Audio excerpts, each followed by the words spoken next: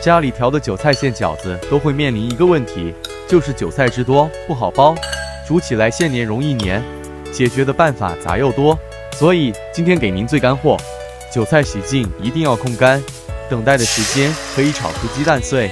晾干的韭菜切得碎一点，要加1勺熟油锁住水分，包的时候汁水才不会流出。鸡蛋只有凉透才可以掉入馅中，太热也会把韭菜烫出水分。